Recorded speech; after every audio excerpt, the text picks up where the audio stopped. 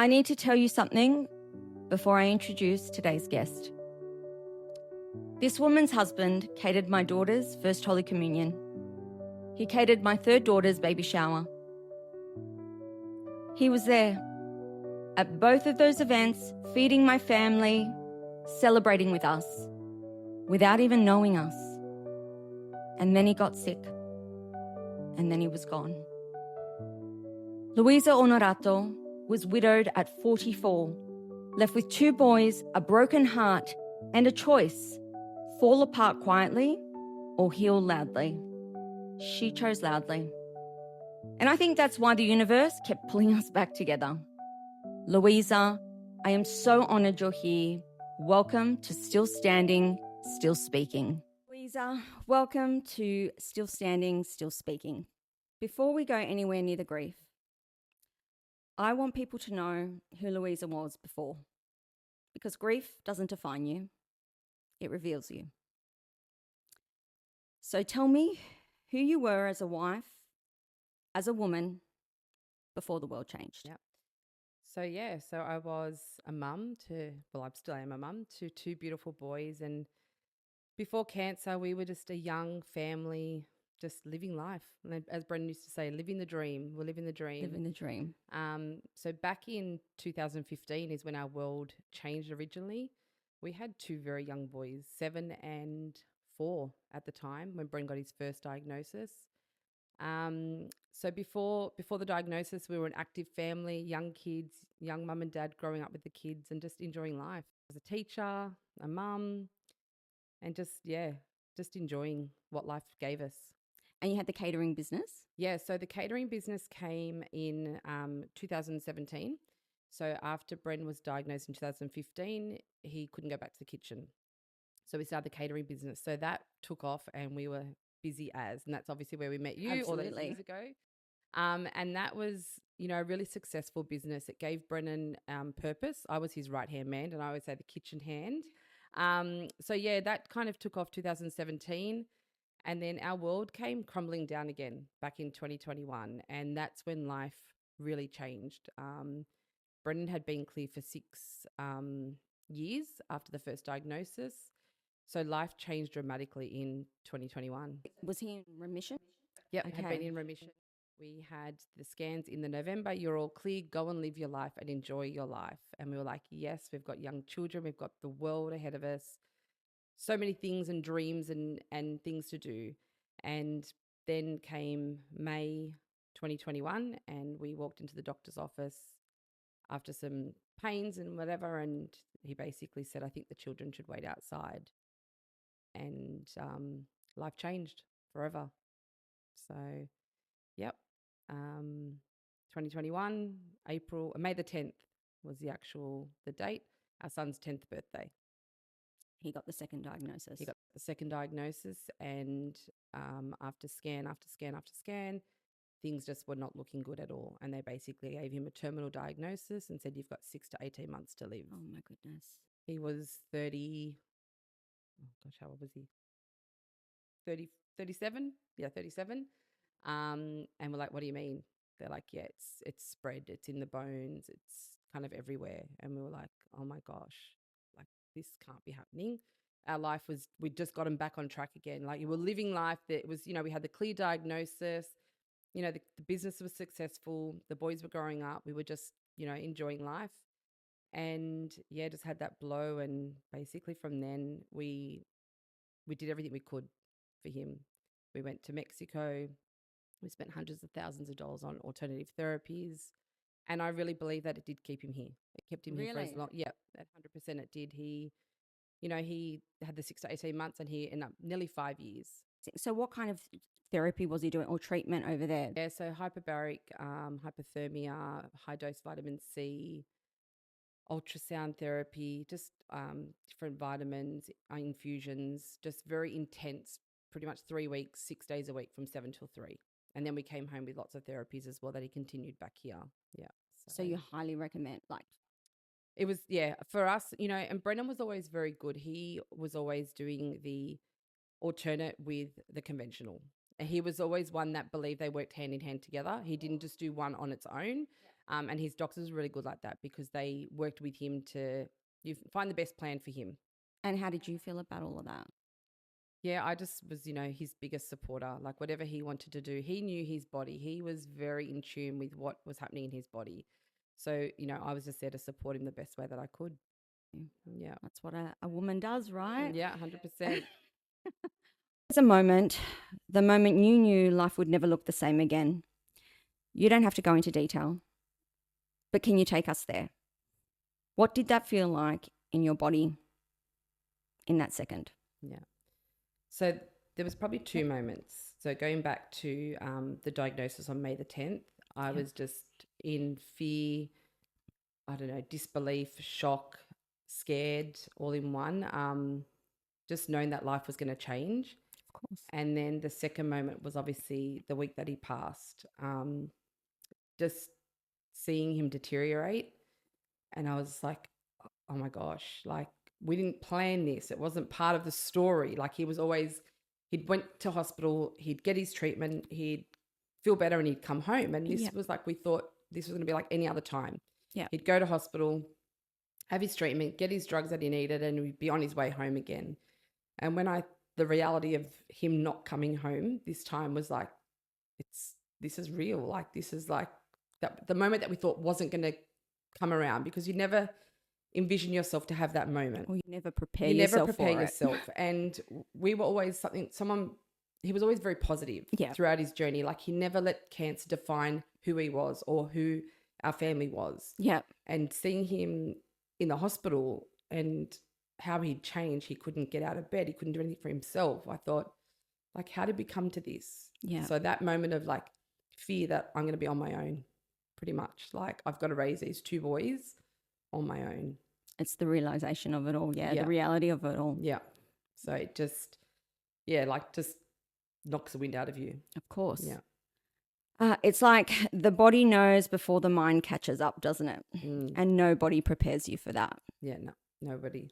I still don't even feel like it's real. Yeah. Like I still feel like he's just at hospital and I'm doing my own thing and I'm going to go visit him. Yeah. And life was always like that. Like he was in hospital. I carried on with the kids, mum duties, work duties, all of that. And we'd be back and forth. And this time I thought it would still be the same, but it wasn't. Yeah.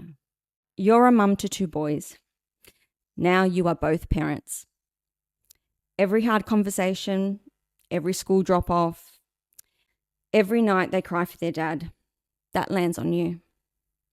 How do you hold them together when you're still trying to hold yourself together? This one's a hard one. Boys are hard. I know exactly what they're going through. I lost my mum at 15. So, for me, losing my mum, them losing their dad, like they lost their protector, their cheerleader. They lost the person that they can turn to for everything. And as much as, I will be there for the boys, it's a little bit different, but I try for them to know that it's okay to not be okay. And I think for me, sharing the story as well, they know that, mum's not okay. It's okay to feel this way. Like grief has no timeline. There's no right or wrong way to grieve. And for me, like letting them know that it's okay to be upset. It's okay to be frustrated. Getting them to talk about Brendan. We always try, I've got all of his photos around the house, and, when songs come on, like it's, oh, that's Dad's song. Or if they're doing something, I'm like, oh, that's Dad watching over you. Like the other day, my son said something broke in his car. I was like, well, that's Dad telling you stop mucking around and being silly. That's beautiful. So just letting them know that he's always going to be around. He's just not in the physical, like, letting them know that to keep talking to him, just to keep sharing everything, because Brennan really believed in signs and that. So I'm saying to the boys, the signs that we're seeing, that's Dad shining his way through. So just really like letting the boys know that I'll be here, but they've also got so many other people in our family who are there to support them and guide them as well. So that's really special. It's amazing because they need that.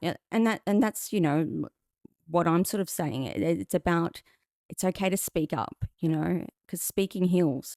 Grief doesn't define us. It just, it shapes us. That's right. And when you're angry, scream, let it out, like you get your emotions out, because if you're bottling it up, it's no good. Like it's, yeah. Especially for young boys. But how do you pull yourself together? This is hard. Like, obviously, I want to be strong for them, but I also need to know that it's okay to not be okay. For me, it's about writing, getting like, sharing my story and sharing my grief journey, because we shared his journey all the way through. So I was like, I'm not going to stop now. Like, it's okay to grieve. It's okay to be down. There's no timeline. And letting people know that you're not alone. Like, I've been able to connect with so many women who say everything you're sharing is so real. Like, I'm feeling that. And it's so nice to know that I'm not alone. So I've kind of got a little community of women that we just talk to each other and letting each other know that it's okay to not be okay. And that you're there to support one another, because it's really important. I mean, especially when you're going through something like this, to have that support network is so important. When you lose, for grief for everybody is so different, but when you lose like your life partner, like we were together for 24 years, like it's It's unimaginable. Yeah, that's right. We chose to be together. We chose to create this life together. So losing that person that you chose to spend your life with it's so hard. And yeah, it's unthinkable. Yeah. Yeah. Yeah. Oh my God, I'm crying. You started sharing your story online. Healing loudly, you call it. A lot of people in grief go silent, they disappear. You went the opposite direction. What made you decide your pain was worth being seen?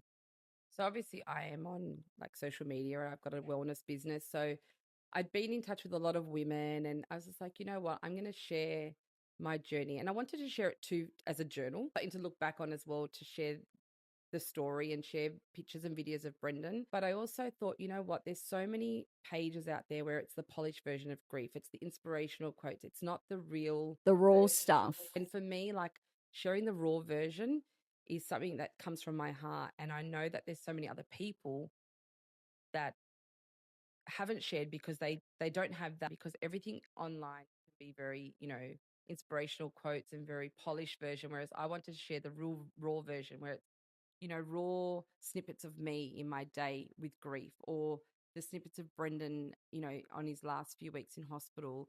They are the versions that I think people relate to more, because it's real, it's raw, and you're going through it too. And like sharing that, people know that, oh, I'm not alone. Like, I sit in the car and cry, or I'm in the shower and I cry. So just sharing the real version, the unedited version. That's what people resonate with, because at the end of the day, we're not all perfect and polished, right? That's right. I mean, I have so many moments where I just, the car cry is the best. Car cry, yep. I just had a good cry before I came. The shower cry. They're the moments that I think that it hits you the most. That's the alone time. It's the quiet time. It's the hustle and bustle of the day. You're in the shower and in the day, and that's where you have the big cry. So that's, for me, it's where I probably have a big cry as well. And it's that uncontrollable sob, isn't it? Yeah. No one's watching, no one's listening. It's just me on my own. Well, you do what you got to do, right? Yep, that's right. There is a woman watching this right now who just lost someone, or who's in the middle of losing someone, or has been pretending she's fine for so long she's forgotten what fine actually feels like. What do you want her to know? Not from a place of it gets better, but from where you're actually at the moment. Yeah. So for me, it's 4 months into the journey now. It hasn't got any easier. Yeah. I think you learn to carry it a little bit better each day. But what I would say is that, you don't have to be strong every day. Like, if there's days where you don't want to get out of bed, have that day in bed. You don't have to be strong on the outside. You don't have to find the meaning in your pain. Like, if you have loved so deeply, your grief is going to be deep. There's no end to grief. There's no timeline. You can't put a lid on it. I was talking to somebody the other day and said, you can't put a lid on grief. Absolutely. Like, our love was so deep that I will be grieving Brendan for the rest of my life. Of course you will. So, you don't have to rush your healing. Just take it day by day. And if you go back a few steps, it's okay. The next day, get up and try something a little bit more each day. And, I'm still in the thick of it. It's 4 and a bit months. So when did he pass? Sorry. 6th of February. Yeah. So 20 weeks today. Yeah.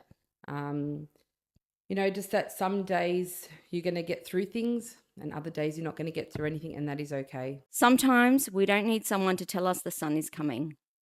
We just need someone to sit with us in the dark. Yeah, that's so true. Yeah. And I think the biggest thing too is everyone's around at the beginning Yeah. and later on. So if you've got someone close to you that has lost somebody, continue to check in with them. Of course. Continue to, talk about the person they've lost. That's the biggest thing. Like, keep their memory alive. Yeah, absolutely. And especially like you said, you've got so many memories. He's always around. Always. And I just think it's incredible what you're doing, speaking about it, speaking about your grief. You're going to help so many people in the same position or going through it. That's why I started this, still standing, still speaking, because like you said, it's okay to not be okay. Yeah. And it's good to have a voice. Of course. I just want you to, if you could, Yeah. just look into the camera Yeah. and just tell everyone Yeah. why you're still standing. Okay. So I'm still standing after grief, after loss of my beautiful husband of 20 years, because I've got 2 boys who need me. 2 boys who I'm the only person they have now. So this is why I'm still standing, and I'll still continue to share his story. Of Sabrina. Thank you so much. Sorry. I had to get you on the fly. Oh my God, that was beautiful. That was perfect, Louisa. Thank you. I'm going to cry. Thank you. No, thank you. Thank you for sharing that. Thank you. That was so powerful and moving. I commend you. Oh, thank you, my love. Louisa, I've sat across from a lot of people in my life. But sitting across from you today, knowing what I know, knowing the connection we share, this one hit different. Grief is not the end of a woman's story, and you are proof of that. To everyone watching, if this landed in your feed today, it wasn't an accident. Share it, send it to someone who needs it, because this is what still standing, still speaking is built for. Moments like this one. Louisa, thank you for healing loudly, so the rest of us know we're allowed to. 1, 2, 3. We are still standing, still speaking. Thank you. Thank you so much. Singing softly, carry on.